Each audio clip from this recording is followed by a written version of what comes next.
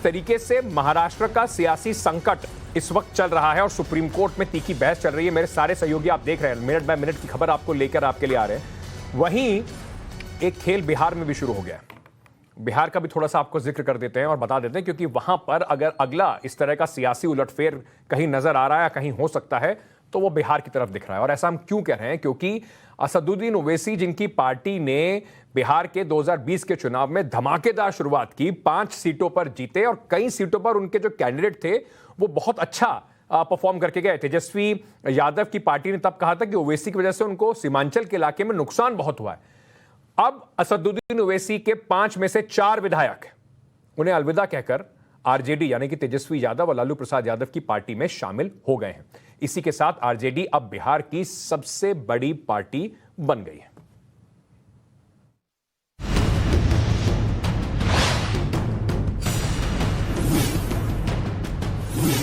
बिहार में पिछले 24 घंटे में मौसम ने अचानक ही करवट ली है और इसी बदलाव के बीच ऐसा सियासी बदलाव हुआ कि बिहार में ओवैसी का पत्ता ही साफ हो गया।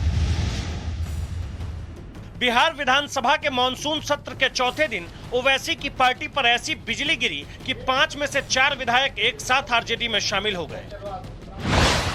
शामिल होने वाले विधायक में कोचाधामन सीट से मोहम्मद इजहार अस्फी, जोकीहाट से शाहनवाज आलम, बायसी से सैयद रुकनुद्दीन अहमद, बहादुरगंज से अंजार नईम शामिल हैं। इसके बाद इस उलटफेर की गवाही देती सबसे ताजा तस्वीर सामने आई, जिसमें तेजस्वी यादव चारों विधायक को मिठाई खिलाते दिखे।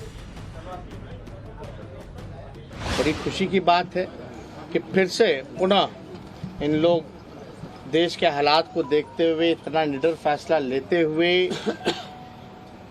पुराने घर में वापसी इन्होंने की है, इसलिए हम लोग दिल से इसका स्वागत करते हैं। ओवैसी को झटका देने वाले विधायकों में आरजेडी का स्वागत हुआ और दूसरी तरफ तेजस्वी के इस खेल में ओवैसी की बेचैनी बढ़ गई।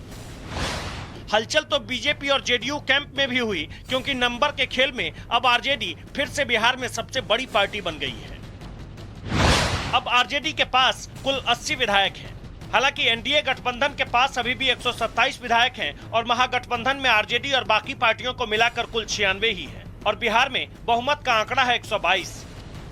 आंकड़ों के लिहाज से आरजेडी तो सत्ता से दूर है, लेकिन ओवैसी के लिए यह झटका इसलिए बड़ा है क्योंकि बिहार में 5 सीट पर जीत के साथ ही उनके सियासी सपने देश के बाकी राज्यों में भी तैरने लगे थे। यह वही वक्त था जब इस बात पर भी चर्चा हुई कि अगर बिहार के सीमांचल इलाके का वोट आरजेडी के हिस्से में जाता तो राजनीतिक तस्वीर कुछ और होती। बिहार में 3 महीने में यह दूसरा मौका है जब किसी पार्टी के विधायक एक साथ टूटकर किसी दूसरे दल के साथ चले गए हैं। ओवैसी से पहले यह झटका इसी साल मार्च के महीने में मुकेश सहनी को लगा था। यह अलग बात है कि नंबर गेम में एनडीए गठबंधन अभी भी आगे है, लेकिन सियासत में एक झटके में ही खेल बदल जाता है। बिहार में सियासी उथल पुथल से ठीक पहले महाराष्ट्र इसका सबसे सटीक उदाहरण है। ब्यूरो रिपोर्ट, टाइम्स नाउ नव भारत।